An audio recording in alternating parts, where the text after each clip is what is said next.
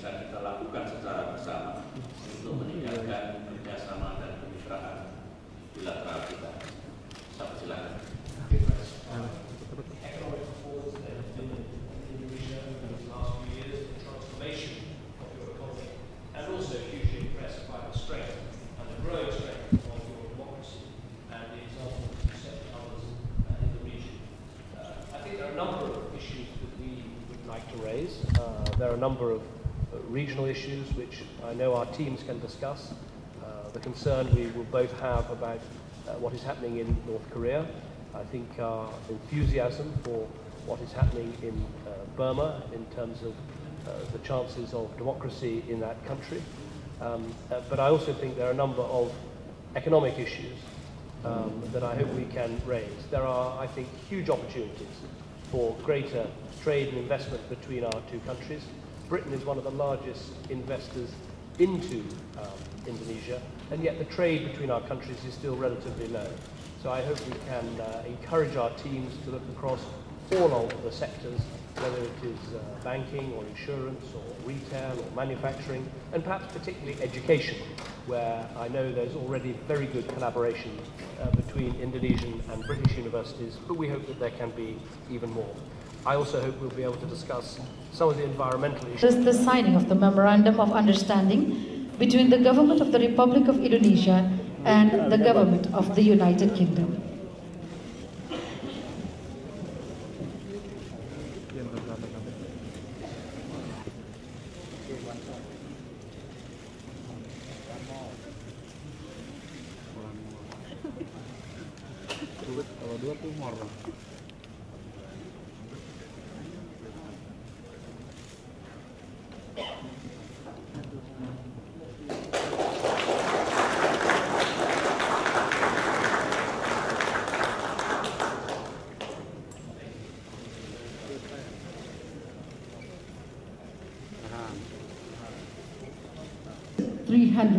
Between Airbus and PT Garuda Indonesia Persero Tbk, signed by President and CEO of PT Garuda Indonesia.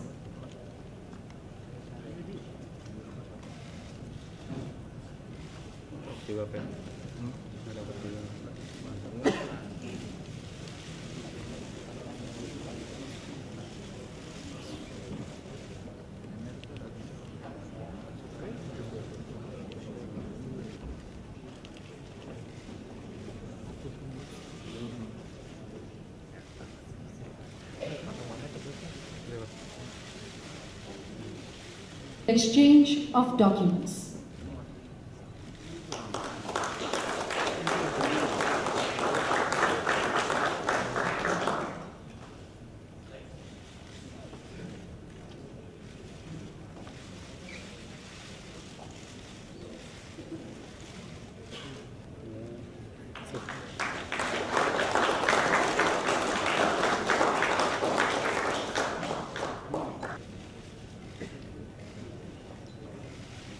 Minister of the United Kingdom.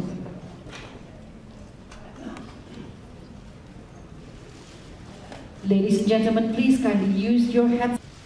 Yang mulia Bapak Perdana Menteri Inggris, saudara-saudara insan pers dan media sekalian.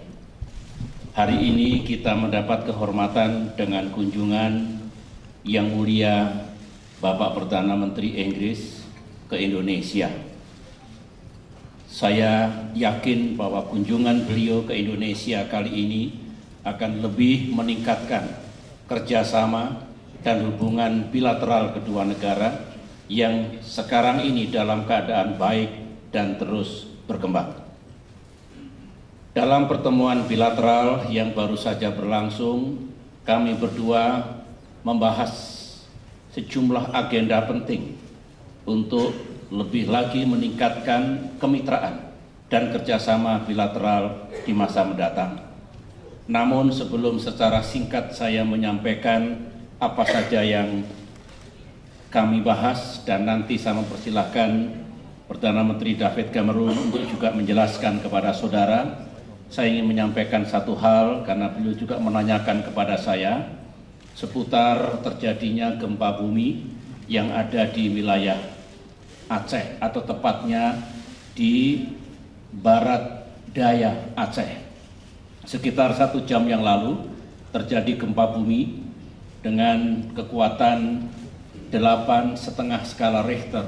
Sebelumnya diberitahukan 8,9, kemudian diralat menjadi 8,5. Kedalaman 10 km dan jaraknya sekitar 520 km di sebelah barat daya Aceh.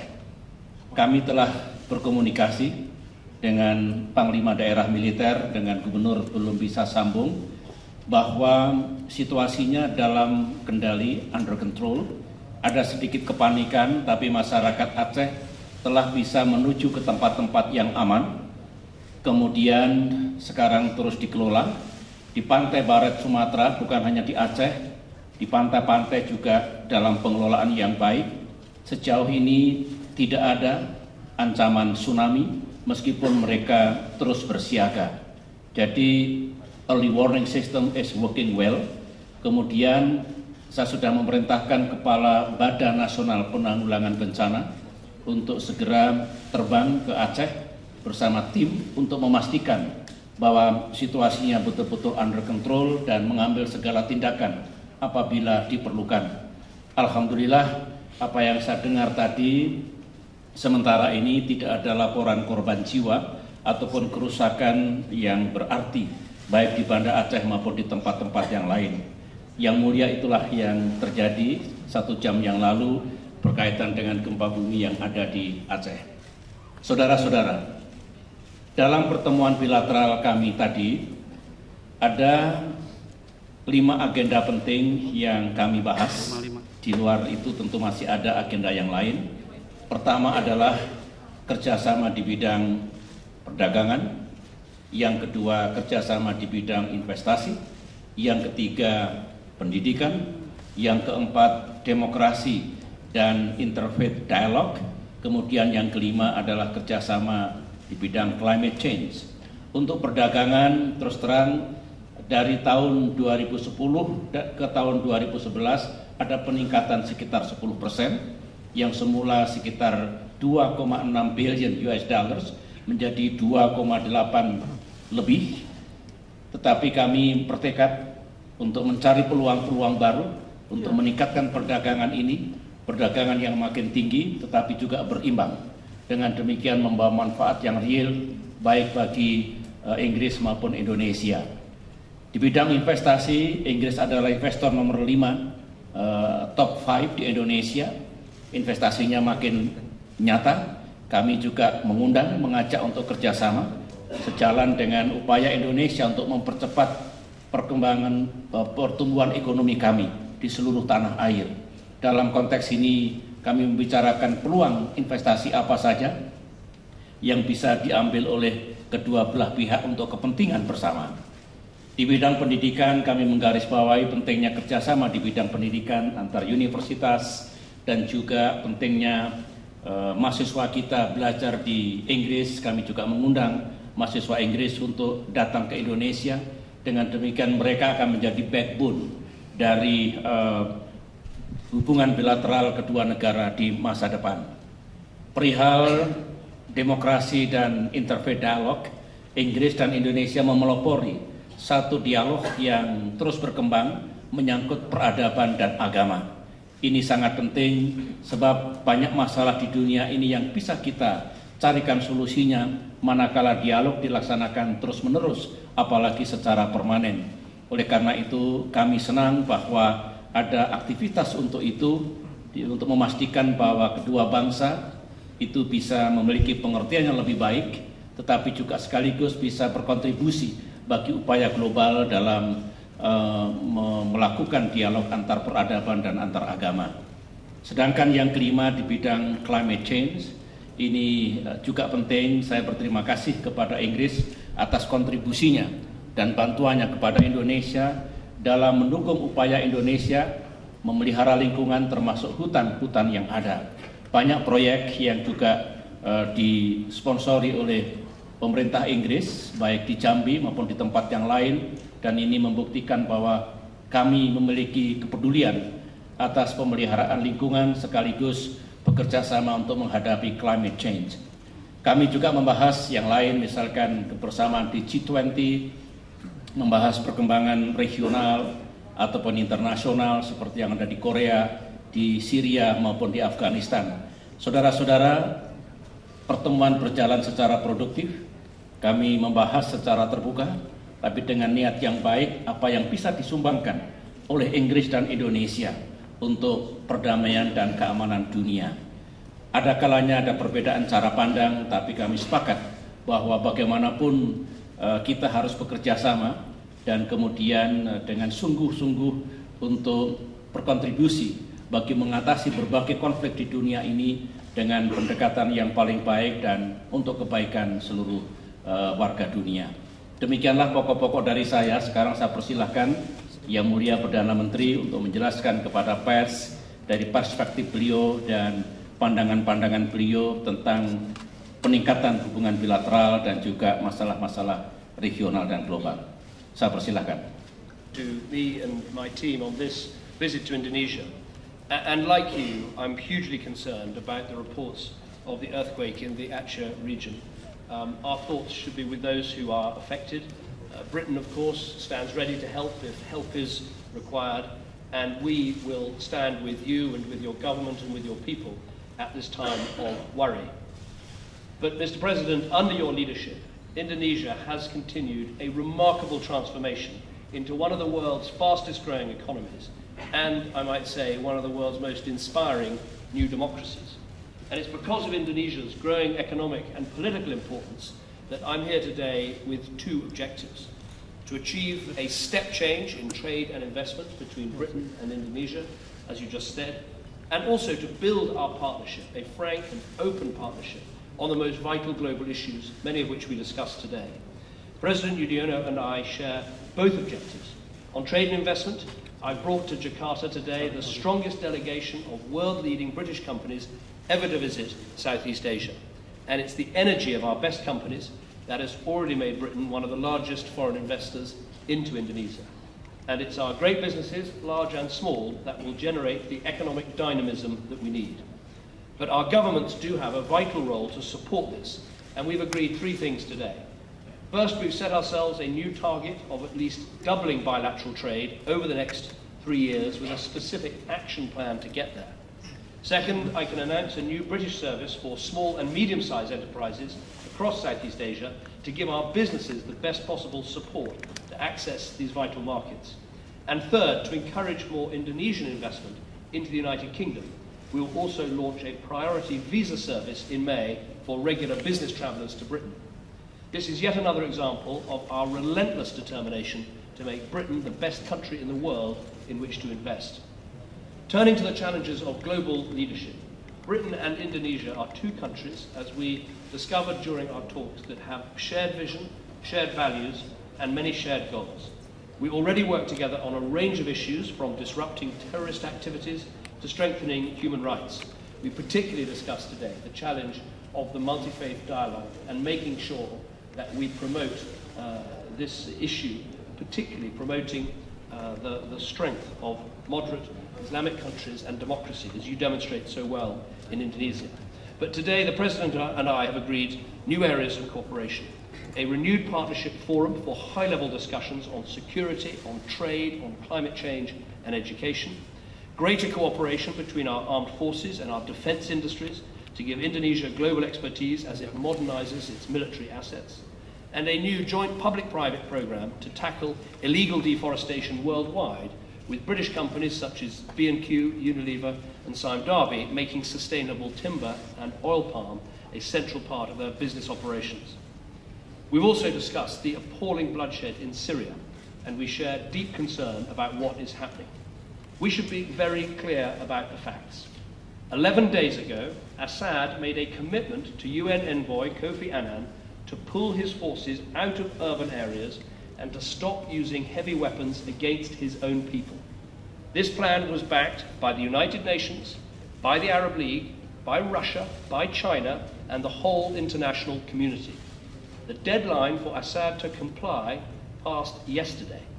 But instead of stopping the killing, Kofi Annan now reports that Assad's troops are conducting rolling military operations in population centres supported by artillery fire, and that a rapid increase in refugees flowing into Turkey indicates a surge in violence.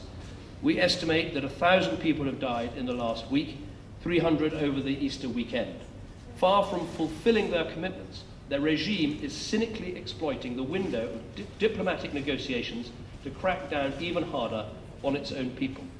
With increasing refugee flows across international borders, Assad's actions are now threatening regional peace and security. We want to achieve a negotiated end to the Syrian crisis and avoid a full-scale civil war. But Assad seems bent on doing precisely the opposite. I will be discussing the latest developments with Kofi Annan later today, and William Hague will be doing the same with his G8 counterparts in Washington. It is clear that the world needs to redouble its effort to stop the killing and intensify our support to those who oppose Assad's savagery. This is a decisive moment. The United Nations Security Council now has a clear responsibility to throw its full weight behind Kofi Annan's plan and to insist that it is implemented. And together we must ensure, as I have said repeatedly, that there is a day of reckoning for Assad's crimes. Finally, I'm delighted to have been able to deliver an invitation from Her Majesty the Queen for President Yudhoyono to make a state visit to the United Kingdom this coming autumn. This will be during the very special Diamond Jubilee year. And I believe it's a mark of the importance we attach to this relationship. And I look forward very much to welcoming the President to London and to continuing our discussions this autumn.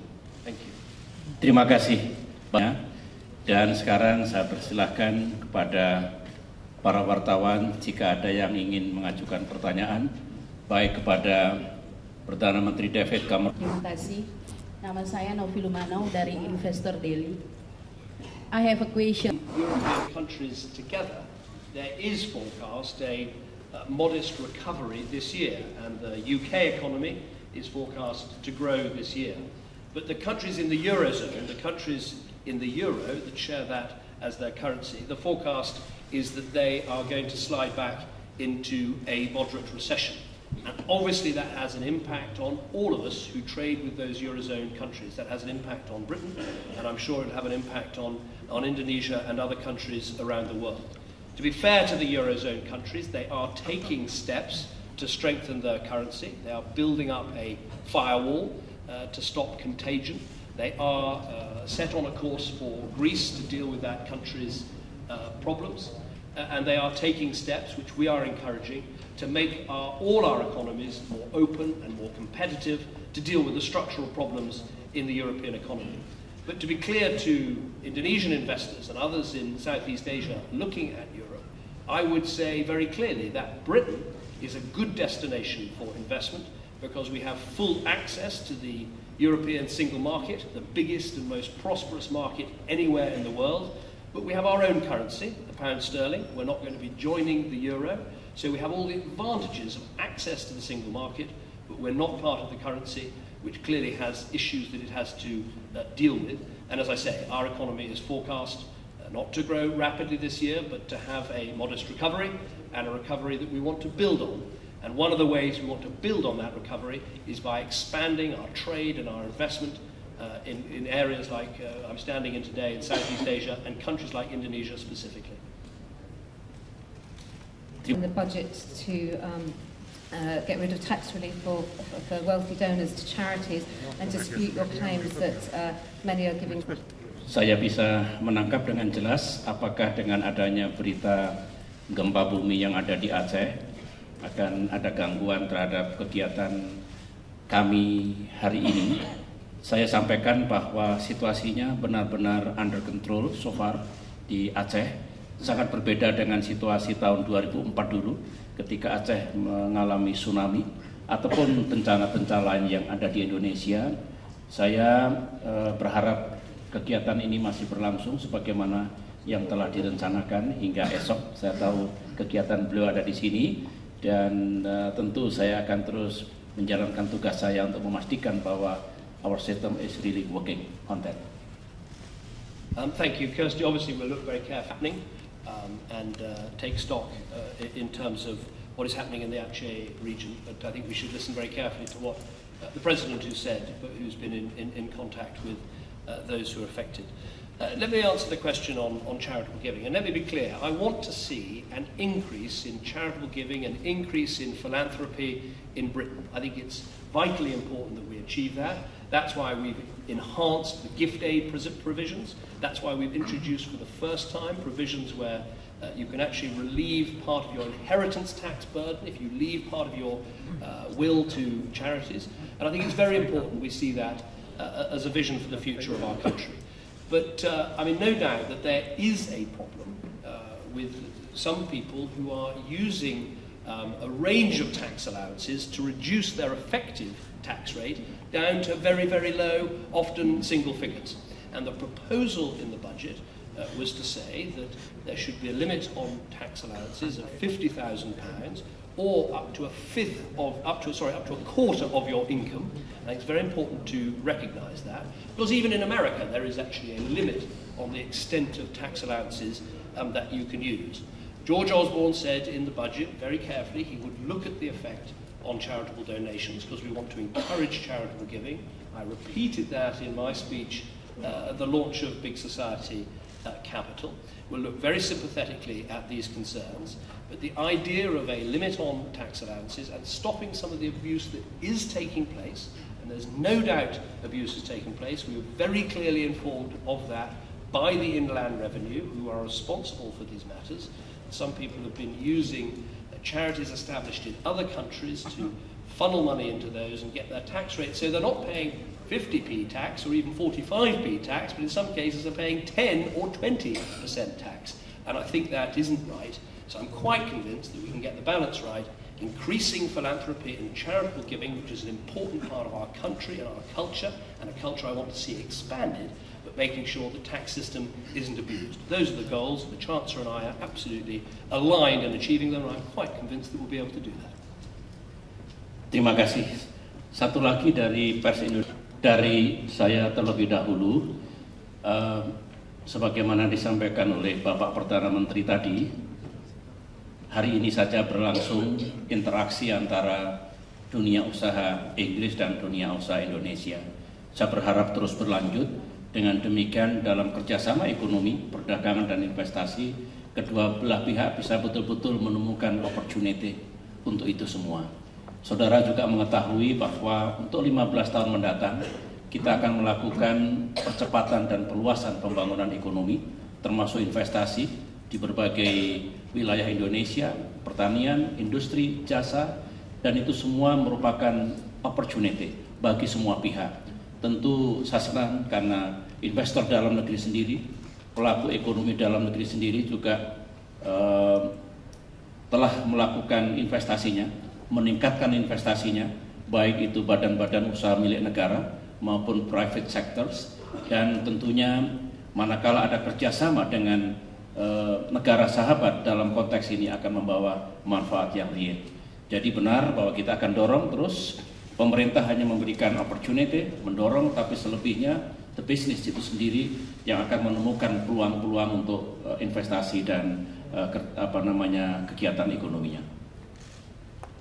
Huge role in Southeast Asia, and I think will have a growing role, as it is one of the most populous countries, one of the fastest growing countries. I think its influence will be felt very widely, and I think all around the world countries should be asking, whether you're in Britain, whether you're in Australia, whether you're in Germany, whether you're in America, what does Indonesia think about this issue? How can we work with Indonesia to tackle this particular issue? And I think there's a particular strength, if I might say so, that your president and this country brings, which is, as the largest Muslim majority country in the world, that now demonstrates both a successful, open and growing economy, but also a successful, open and strengthening democracy.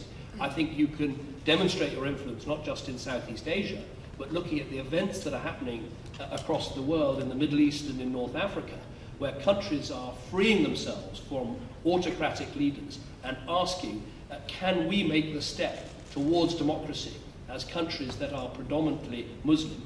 Indonesia provides the answer, yes you can. And I think that's a very powerful message, and that's what I'm going to be speaking about at one of your top universities tomorrow. Satu saya tidak pada posisi untuk menganjurkan negara-negara lain apa yang bisa dilakukan untuk mengatasi permasalahan ekonomi di negaranya, termasuk yang ada di dunia sekarang ini. Setiap negara tentu menemukan jalannya sendiri, caranya sendiri, kebijakannya sendiri untuk mengatasi masalah itu. Hanya satu saya ingin berbagi. Tahun 1998 dulu ekonomi kami hancur, kolaps. Nah, setelah itulah kami banyak belajar, kami melakukan reformasi, membenahi banyak hal fundamental kami, sehingga 10 tahun kemudian, tahun 2008 ketika terjadi krisis, kami lebih siap. Nah, apa yang kami lakukan kemarin, apa yang dulu tidak terjadi 1998 adalah unity, kebersamaan antara the government, the private sectors, daerah, parlemen.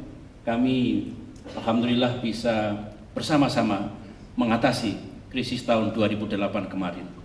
Yang kedua, kami juga mengembangkan policy, fiscal policy, monetary policy. Yang penting sektor real jangan bangkrut, biar mereka tetap memproduksi barang-barangnya dan tidak perlu ada layoff ataupun gelombang pengangguran baru. Sedangkan yang ketiga, kami tahu masyarakat terkena dampak, kami berikan bantuan dengan termasuk stimulus, dengan demikian mereka bisa membeli. Sehingga kami menganut keep buying strategy. Ternyata untuk Indonesia cocok. Belum tentu untuk negara lain cocok, tetapi yang penting tidak ada layoff, rakyat bisa membeli, industri bisa memproduksi, dan pemerintah memberikan policy response, baik fiscal policy maupun monetary policy. Itu yang kami lakukan meskipun ekonomi dunia masih seperti ini, harga minyak meroket, kami juga menghadapi tantangan-tantangan baru, tetapi kami akan berusaha sekuat tenaga untuk menjaga pertumbuhan kami. Mudah-mudahan masih terjaga sekitar 6,5%. Dan untuk tingkat G20 kami membahas perlu kerjasama antara developed nations, emerging economies, termasuk developing nation. Indonesia akan menjadi bagian dari kerjasama global untuk membuat ekonomi dunia menjadi lebih aman dan terus tumbuh. Itu saja yang ingin saya sampaikan berkaitan dengan ekonomi kami. First, on the case of Neil Haywood, we did ask the Chinese to now doing that. And stand ready to cooperate in any way that we can. I think it is clear from the forecasts that have been made by the European Commission, by the International Monetary Fund and others, that the Eurozone as a whole is heading towards negative growth, recession, and some countries, Spain and others, do look like they're going to have a difficult time. Like us, they are having to undertake deficit reduction. But unlike us, they don't have an independent monetary policy in their own currency that can provide the flexibility that we've been able to provide. But I think it's very important for Britain and for the British people that the British government gets on and does what it can to do the right thing for Britain, for the British economy, and for the British people. And that means dealing with our deficit, showing we have a plan to get our debts under control, which has given us the lowest interest rates for literally decades, which is the best and biggest stimulus we can give to our economy. It does mean making difficult decisions about tax, which we did in the budget, to make us tax competitive with the world, being able to come here to Indonesia, meet with business people and say Britain is heading for the lowest corporation tax anywhere in the G7, come and invest in our country, I think is an important message to take out around the world.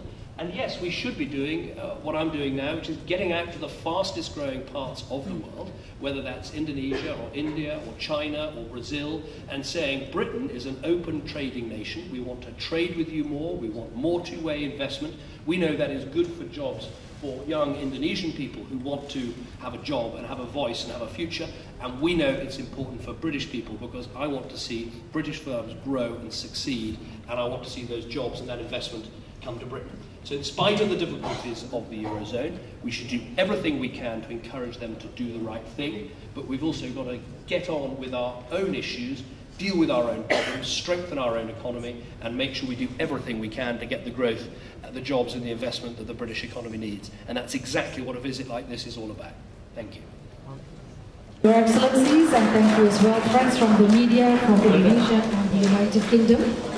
The joint press conference by the President of the Republic of Indonesia has concluded. His Excellency, the President of the Republic of Indonesia, will now bid farewell to His Excellency,